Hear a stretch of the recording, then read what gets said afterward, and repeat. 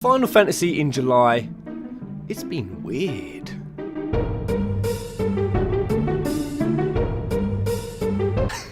What's good, my fellow peasants? How you all doing?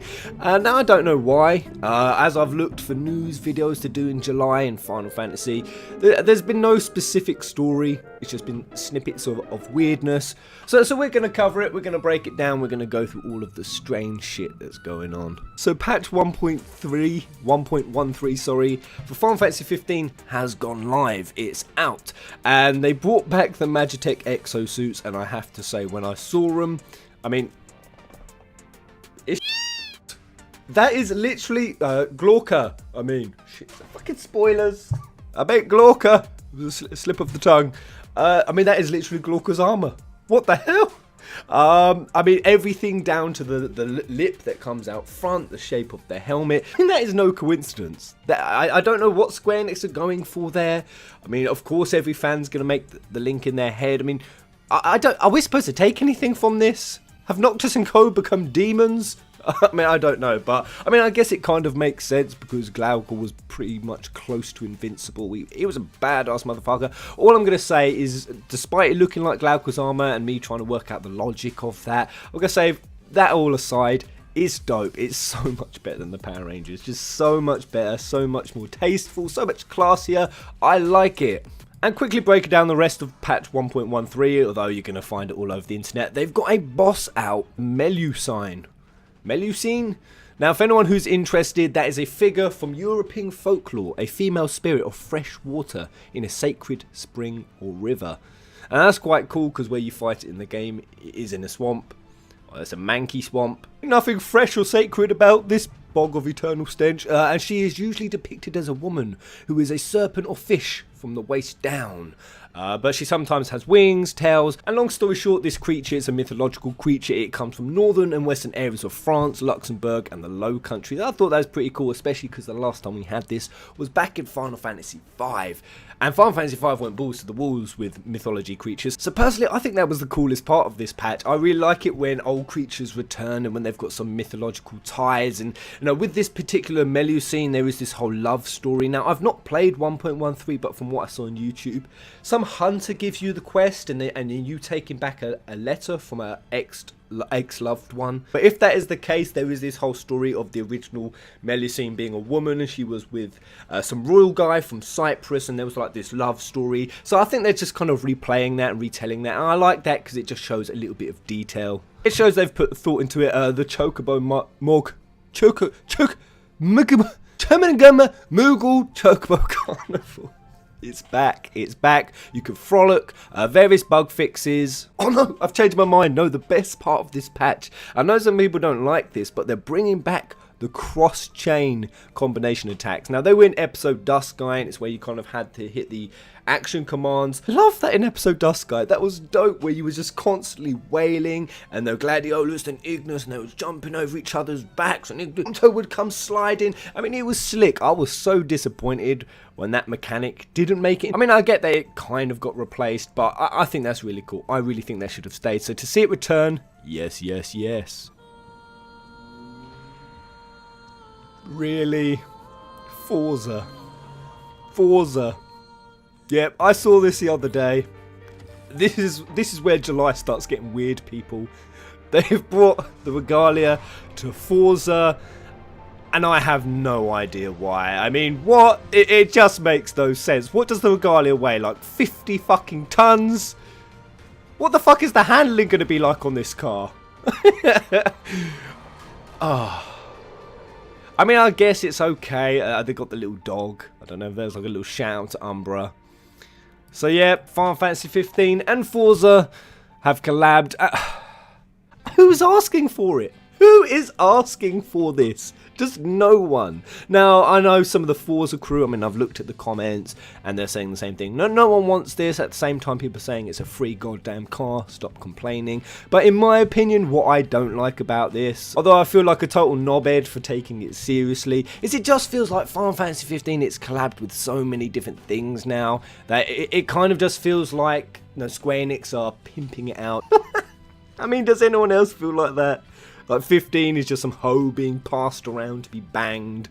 No, who wants to go on her next? And half of these don't even make sense, the collabs. Basically, I'm going to say I miss the days where we just got our goddamn game and that was that, and you marketed the game before it came out. And not all these marketing hacks happened afterwards. It's just so often, so frequent. And it's just given 15 a really bad name, because even everyone on Forza is like, we don't fucking want this. No, they've been requesting cars for months and months and years. And this is what they get. And they're saying, no, we don't want this. And I'm just fed up of 15. Every time it appears, it's just appearing in a negative light, and it's almost just like, it's just like bothering people, and they're just bothering other franchises as well. Pick your collabs better, Square.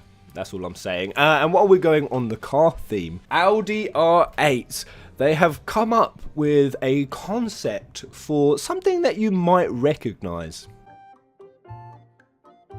Really? Really? I wonder where you got the idea for this. But if anyone who doesn't know, Audi R8, they made a model of the Regalia. And to see them upgrading this truck just as the Type D's coming out, I don't know if they're nicking the idea from 15 or 15 are nicking the idea from Audi R8. But long story short, there's going to be a Regalia Type D real version for you to buy. No! No! It's been confirmed! The Secret Service, the CIA themselves have confirmed it's not Aerith, like I thought. Like I've been pronouncing for years. It's actually Aeris. So another bit of weird news was that it came out that the CIA supposedly named a piece of software after a Final Fantasy VII character. It might have been software or hardware, I don't know. But basically the job of this technology was to implant viruses into systems that specifically run Linux. They called the software Aeris, and it implants a virus. I mean, why wouldn't you go with Genova? Why would you not go with Genova, damn it? But they called it Aeris. I suppose that's pretty cool. I also suppose that's why a 13-year-old teenage boy who is a self-proclaimed stoner was able to pierce your security systems. Gotcha, bitch! Azeroth clones are taking over parks nationwide. Holy shit, can you imagine going to a park and see this picture cracked me up. I mean, I'm laughing now, but if I saw him, I'd shit my pants. This is an old childhood fear. I mean, would literally be my fears reincarnate. Those motherfuckers scared me no end when I was 11. And continuing on in the week of weird, or the month of weird, July's been strange, mostly because of games. There's just been none of them. I mean, nothing's come out. It's like the gaming scene has just been dead as a damn dodo. And it really shows, because Final Fantasy XII, the Zodiac Age, has now made top spot for the second week in Japan. Now, I know that's Japan and they're pretty limited on their PS4 consoles, but even here last week for the West, for global sales, it was actually also Zodiac Age, coming after Crash Bandicoot the week before. How? I mean, it's a remaster of Final Fantasy XII. It just blows my mind. It just goes to show how dead gaming has been. But going on the list for Japan, what is even more mind-blowing is how at number 13, Final Fantasy X and X-2 Remaster. What? That came out in 2013, and that is still making 13th slot. And I mean, what is even more worrying about that is, where the hell is Final Fantasy 15? I mean, even Final Fantasy 7 is still at number 10. I mean, how can a 20-year-old game still be making the charts like that? But I mean, I don't know why I'm complaining. I'm happy about this. I'm so glad to see lots of Final Fantasy, especially still relevant in Japan. I'm glad to see that the 12 remaster was able to top even our charts for at least a week. Nothing to take away from 12. I'm loving the remaster so far. And we're gonna get to the weirdest section. I did not want to cover this, but so many people have asked me to do it, and I don't know why. It is the dude who paid $41,000 to look like Squall Leonhardt and ended up looking not even fucking close. Now, I didn't want to cover this because, I don't know, I feel a bit weird and different covering stuff like this. Like, I feel bad. And I don't want to like come out and do a video just like straight mocking the guy, because I know this guy has some serious insecurity issues, but I've seen it go all across YouTube at this point and people are just roasting the living shit out of him. And while I get that, you know, it's fair game, fair play to do it, I mean, the guy's just obviously made such a monumental mistake. I mean, what a fucking idiot. But I mean, I take that back. I don't want to say idiot, and this is why I didn't feel it, because personally I see this like a mental disorder. I mean, this guy needs some sort of counselling. He needs some sort of therapy, because, I mean, god damn. I mean, when you feel like you have to change your appearance that much, that's bad enough when you're that insecure and that unhappy with how you look. But when you're doing it to try to look like someone else, and you want to turn your entire being into someone else, and this has happened, people have wanted to look like Justin Bieber and other celebrities. I mean, that is seriously fucked up. And I just honestly feel sad for the dude. Like, I could never put my head, understand where these people are coming from. I mean, they've got to be in some pretty low self-esteem. They've got to have some huge insecurity issues to want to go this far. And the way I see it is, say if someone had bulimia because they wanted to be shredded, and even an ounce of fat on them, they felt they were fat, and they go through this whole illness phase and puking up and throwing up. So they get to what they think is good looking, where they're just skin and bones. Now, would YouTubers then like get pictures of these people and mock them? Like, I don't want to make anyone feel bad, but that's kind of how it is. But both of them are mental disorder. Both of them stem from insecurity issues. But while as the entire internet will happily roast the living shit out of this guy, if someone was to roast someone with bulimia, oh goddamn, I mean, it would be career fucking suicide. So I don't understand the difference, but perhaps I'm just taking it all too seriously. I'm just gonna lay off of this subject. I mean, you guys wanted me to talk about it. I'm gonna talk about it. Oh, my girl Lightning, Claire Farron, she back. She back for another advert. You guys know what it is, Nissan. Let's give it a watch. I've held off on watching this so far. There was a recent Snow Villiers one in a Nissan. Oh, wait, is this the one? I thought it was Lightning. I'm so confused. I mean, look at this. Driving over the Shiva Sisters bridge, ice bridge. It's ridiculous. Man, if a Nissan can truly handle on ice that well, oh man, then this car deserves it. I think this is China. Is Lightning in this? Oh, there she is. There she is. Oh, I got to admit that there's a side of me that hates these adverts, but at the same time love them. Lightning reappearing. I mean, like, there it is, guys. So that was for China. The FF13 crew are now flogging Nissans. I know there was another version where Snow was driving past the crystal pillar. I mean, I don't mind too much. Lightning looked so good in Louis Vuitton. Personally, I thought so anyway. I know some people hate these, but this is just another part of the weird month of July. A lot of weird shit happening. Final Fantasy XIV is still under DDoS attacks. Holy goddamn, this has been going down since June, and supposedly Square Enix are having so much trouble trying to shut this down, and that the hackers, I mean, to call details, the attackers, that's what I mean, they're so beyond even Square's league that they're having to now contact upper tier ISP providers to try to help them out. And while they say that the implementation of this has already been effective, it's still going to be coming back. All I'm going to say is combining this with the news about what you did to the Russians and the Brazilians and whether that was fair or not. Have you considered that the DDoS attackers might be from Russia or Brazil?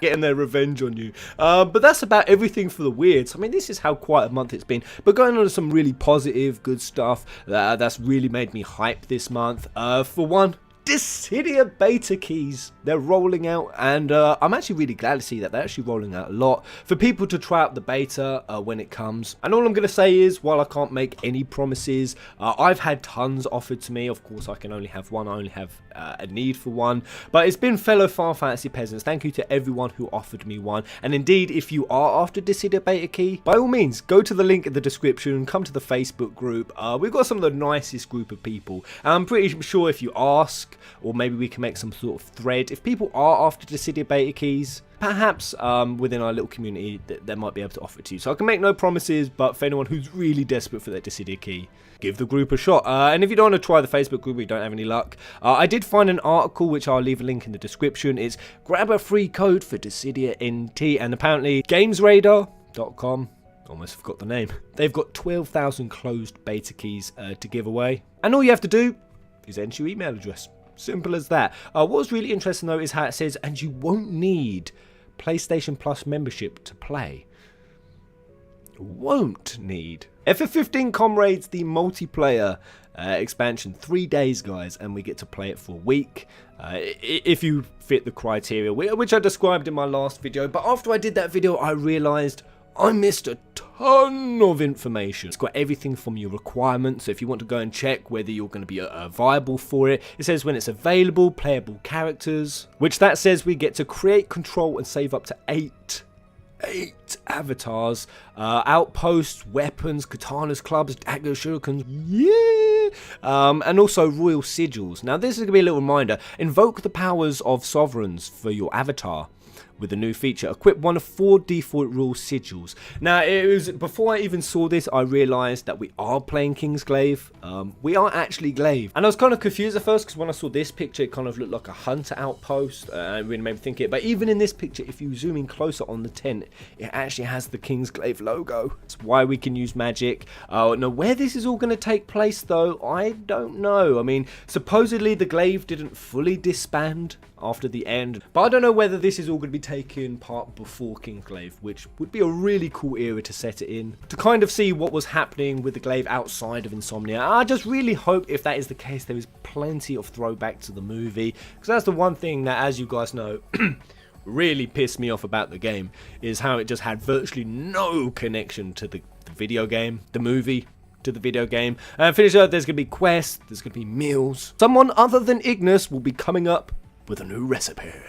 Added features, and that's all about interacting with other players, the chat, preset chats, receive quest report cards, take photographs and more. But the reason I want to really focus on the meteor shards part is supposedly I've tried to research this, but I've not really come up with much. There's going to be something called meteor shards, which you can get as quest rewards, and with that we're going to be able to do other activities and get new quests. But there has been rumors that there's going to be an in-game purchase where you're going to be able to purchase meteor shards. Now again, don't hold me to this is just what was being said on the Facebook group. It does say here you can get them during quests, so you can get them for free. Whether that is true, that there's going to be some sort of in-game currency, all I'm going to say is I really fucking hope not. I'm sick of in-game currency right now. In-game purchases, and what with the DLC and with the new Empire, yeah, they have been milking 50. I mean, there just ain't no denying. They've been milking that boy.